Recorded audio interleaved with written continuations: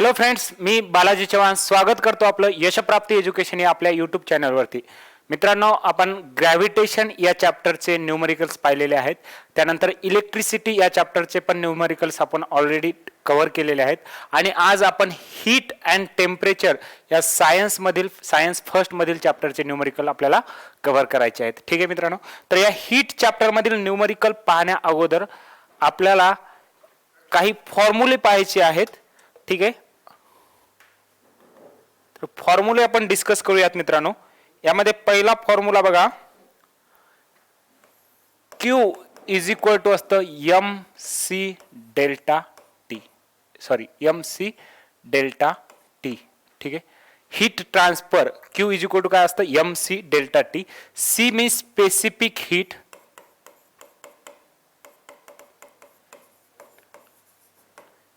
M mass and delta T means असतं मित्रांनो change in temperature.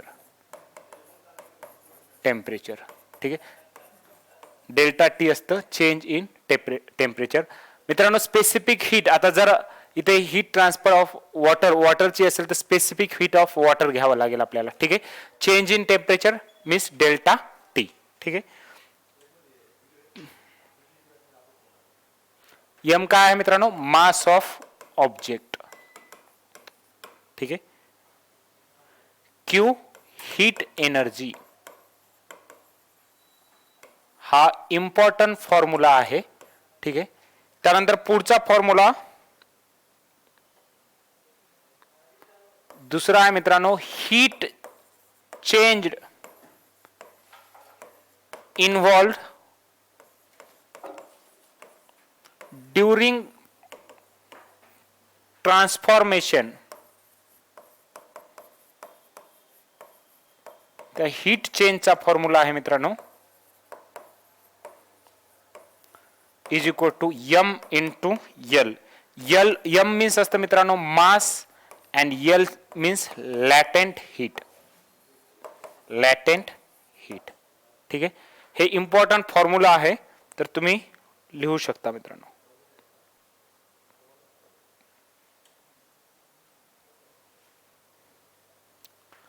ठीक आहे, त्यानंतर बघा क्वेश्चन मित्रांनो, how much heat energy is necessary to raise the temperature of 5 kg of water from 20 degree to 100 degree Celsius. Means water आहे मित्रांनो, आणि त्या वॉटरचं टेम्परेचर तुम्हाला रेज करायचं आहे, वाढवायचं आहे 20 डिग्री पासून 100 डिग्री सेल्सिअस पर्यंत. ठीक आहे, तर किती हीट एनर्जी लागेल हे विचारलेलं आहे. ते आपल्याला वॉटरचा मास दिलेला आहे 5 kg. ठीक आहे, एम मास का आहे मित्रांनो 5 kg. ठीक आहे, त्यानंतर temperature T1 is equal to आहे 20 डिग्री अँड T2 कुठपर्यंत न्यायचं आहे, 100 डिग्री सेल्सिअस पर्यंत न्यायचं आहे. म्हणजे change in temperature delta T काय होईल मित्रांनो, 100 minus 20 is equal to 80 degree Celsius. ठीक आहे, 80 डिग्री सेल्सिअस हे चेंज इन टेम्परेचर होईल.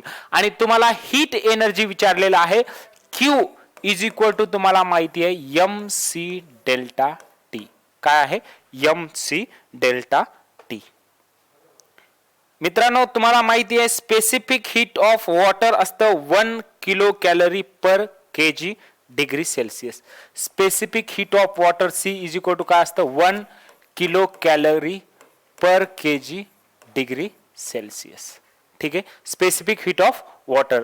त्याप्रमाणे डायरेक्टली व्हॅल्यू पुट करा, मास आहे 5 into specific heat 1 kilo calorie per KG degree Celsius, आणि चेंज इन टेम्परेचर आलेलं आहे मित्रांनो 80 डिग्री सेल्सिअस.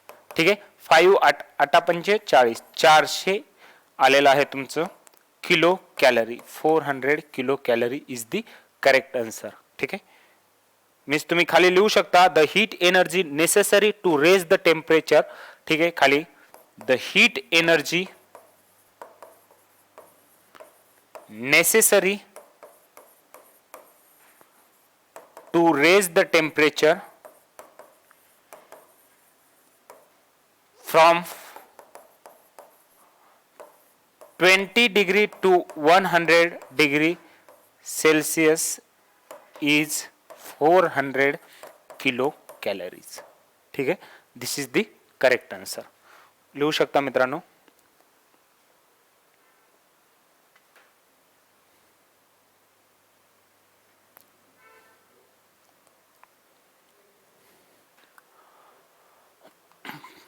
स्क्रीनशॉट काढू शकता किंवा पॉज करून लिहू शकता मित्रांनो. पुढचा बघा. A copper sphere of 100 gram mass is heated to raise its temperature to 100 degree Celsius and released in a water of mass 195 gram and temperature 20 degree Celsius in the copper calorimeter. If the mass of calorimeter is 50 degree, mass of calorimeter is 50 gram, what will be the maximum temperature of water? बघा मित्रांनो, इथे दिलेलं का आहे, specific heat of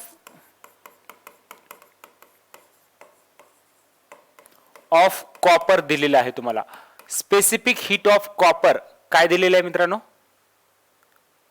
specific heat of given दिलेलं जे आहे ते लिहून घ्या अगोदर. इथे या प्रॉब्लेम मध्ये घेतलं नाही त्यांनी, पण स्पेसिफिक हीट ऑफ कॉपर दिलेलं आहे 0.1 कॅलरी पर ग्राम डिग्री सेल्सिअस. त्यानंतर त्यांनी स्पेसिफिक हीट ऑफ कॉपर दिलेला आहे आणि कॉपर जो कॅलोरीमीटर आहे तो पण कशाने बनलेला आहे मित्रांनो, कॉपरनेच बनलेला आहे. म्हणजे स्पेसिफिक हीट ऑफ कॅलोरीमीटर पण काय येईल, 0.1 कॅलरी पर ग्राम सेंटीग्रेड. ठीक आहे. देअरफॉर स्पेसिफिक हीट ऑफ कॅलोरीमीटर हे पण काय येणार आहे मित्रांनो, 0.1 कॅलरी पर ग्राम सेंटीग्रेड. ठीक आहे.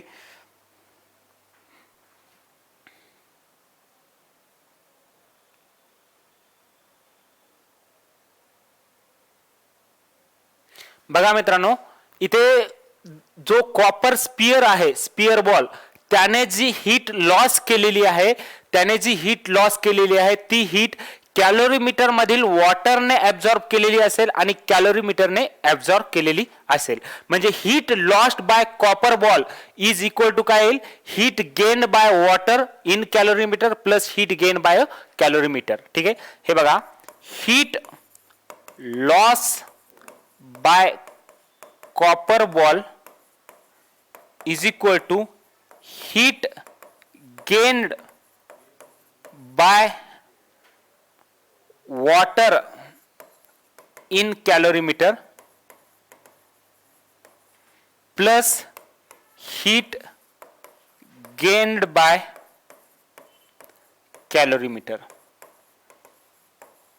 Means water sphere copper ball, जो स्पियर कॉपर बॉल आहे त्याने जी हीट लॉस केलेली आहे ती वॉटर, जो कॅलोरीमीटर मधील जे वॉटर आहे त्याने ऍब्झॉर्ब केलेली हीट प्लस त्या कॅलोरीमीटरने ऍब्झॉर्ब केलेली हीट होईल. ठीक आहे मित्रांनो.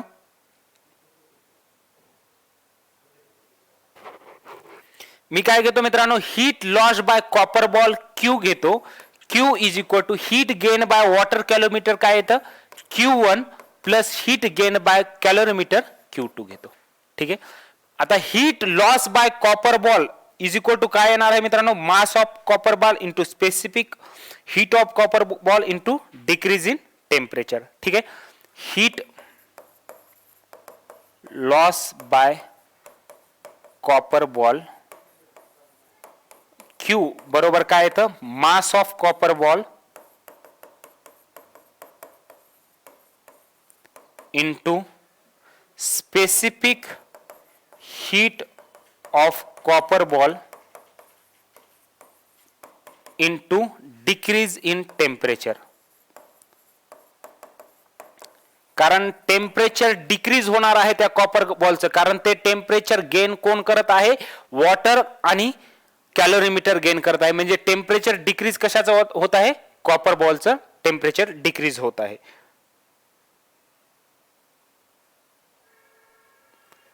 Means Q is equal to mass of copper ball काय दिलेलं आहे मित्रांनो, mass of copper ball 100 gram into specific heat of copper ball 0.1 into decrease in temperature 100 minus T degree Celsius, T डिग्रीजनं डिक्रीज होत आहे असं आपण घेऊया. ठीक आहे.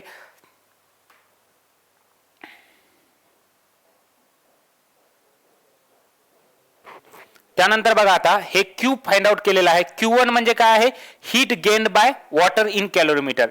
Heat gained by water in calorimeter means Q1 बरोबर काय येईल, mass of water into specific heat of water into increase in temperature, increase in temperature. ठीक आहे.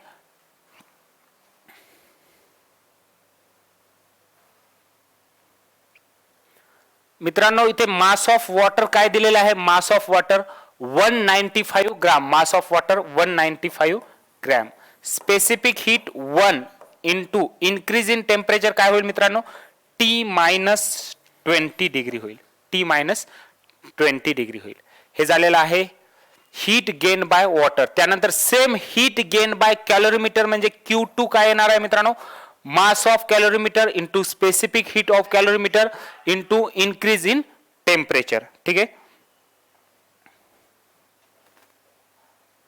मीन्स मास ऑफ कॅलोरीमीटर काय आहे मित्रांनो 50 इंटू स्पेसिफिक हीट ऑफ कॅलोरीमीटर. कॅलोरीमीटर कॉपरने बनलेला आहे म्हणजे स्पेसिफिक हीट काय येणार आहे, कॉपरची जी स्पेसिफिक हीट आहे 0.1 तीच कॅलोरीमीटरची स्पेसिफिक हीट येणार आहे इंटू मित्रांनो T-20 degree change in temperature.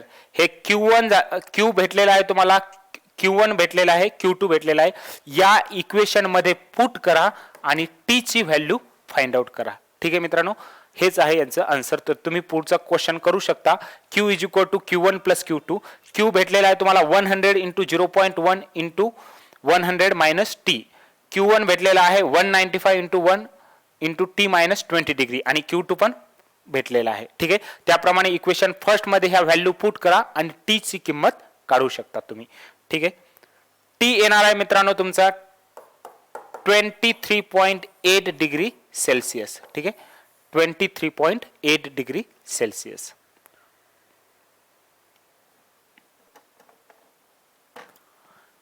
ह्या व्हॅल्यू पुट करू शकता मित्रांनो आणि आन्सर फाइंड आउट करू शकता. ठीक आहे.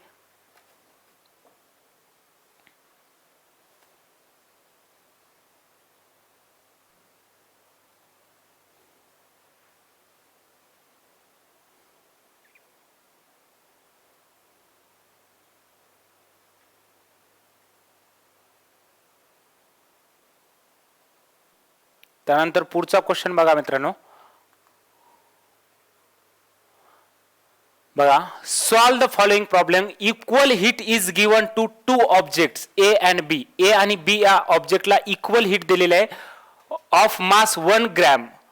Temperature of a increases by 3 degree Celsius and b by 5 degree Celsius. Which object has more specific heat and by what factor. कोणत्या ऑब्जेक्टला जास्त स्पेसिफिक हीट आहे आणि बाय व्हॉट फॅक्टर हे विचारलेलं आहे. बघा मित्रांनो, इथे हा ए ऑब्जेक्ट घेतो मी आणि हा बी ऑब्जेक्ट घेतो. ठीक आहे. Heat is given. A object साठी मी म्हणतो हीट Q1 दिलेली आहे आणि बी ऑब्जेक्ट साठी हीट Q2 दिलेली आहे. ठीक आहे. ए ऑब्जेक्ट साठी हीट Q1 आणि बी ऑब्जेक्ट साठी हीट Q2. मास मित्रांनो प्रत्येकाचं दिलेलं आहे आणि ते मास काय आहे 1 ग्रॅम आहे. मास ए चं पण काय आहे 1 ग्रॅम आणि बी चं पण काय आहे 1 ग्रॅम आहे. ठीक आहे. त्यानंतर चेंज इन टेम्परेचर त्यांनी दिलेलं आहे. चेंज इन टेम्परेचर, ए चं चेंज इन टेम्परेचर काय आहे मित्रांनो 3 डिग्री सेल्सिअस आहे आणि बी चं चेंज इन टेम्परेचर आहे 5 डिग्री सेल्सिअस. ठीक आहे. आणि तुम्हाला स्पेसिफिक हीट कोणत्याची जास्त आहे हे विचारलेलं आहे. मित्रांनो त्यांनी दिलेलं आहे बघा, स्पेसिफिक हीट दोघांची पण सेम दिलेली आहे. स्पेसिफिक हीट त्यांनी काय दिलेलं आहे इक्वल हीट दिलेली आहे. Means Q1 is equal to Q2 दिलेला आहे. Q1 is equal to Q2 दिलेला आहे गिव्हन. ठीक आहे.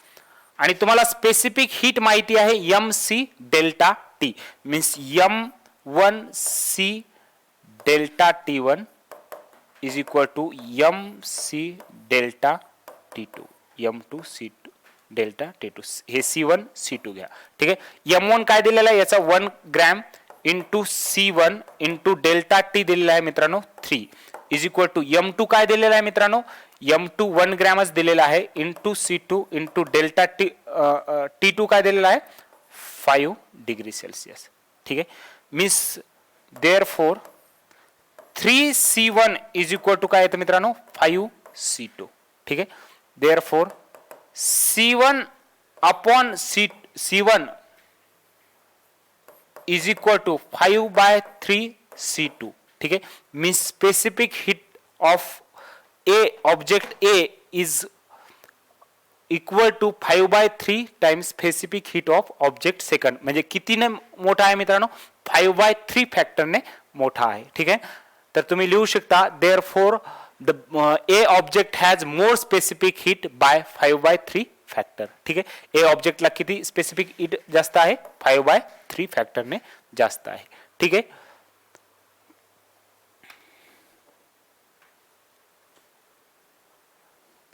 त्यानंतर मित्रांनो बाकी जे क्वेश्चन आहेत बाकी हा question same liquid ammonia is used in an ice factory for making an ice from water. If water at 20 degrees Celsius to be converted into 2 kg of ice at 0 degrees Celsius, how many grams of ammonia are to be evaporated and the latent heat of vaporization of ammonia दिलेला आहे. तुम्हाला इथे हा formula use करायचा आहे मित्रांनो. हा heat changed involved during transformation heat चेंजचा formula M into L. M म्हणजे काय असतं मित्रांनो मास आणि L मीन्स असतं लॅटेंट हीट ऑफ इव्हॅपोरेशन. ठीक आहे. तर हे लॅटेंट हीट ऑफ इव्हॅपोरेशनचा आल्याच्या नंतर हा फॉर्म्युला तुम्ही यूज करू शकता आणि त्या क्वेश्चनचा आन्सर फाइंड आउट करू शकता. ठीक आहे. आणि पुढचा question same a thermally insulated pot has 150 gram ice at temperature 0 degree Celsius. How much steam of 100 degree Celsius has to be mixed to it so that the water of temperature 50 degree Celsius will be obtained given दिलेले latent heat of melting of ice आणि latent heat of vaporization of water.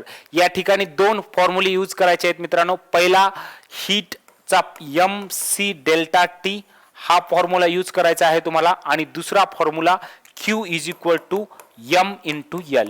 M means काय आहे मास आणि L means latent heat.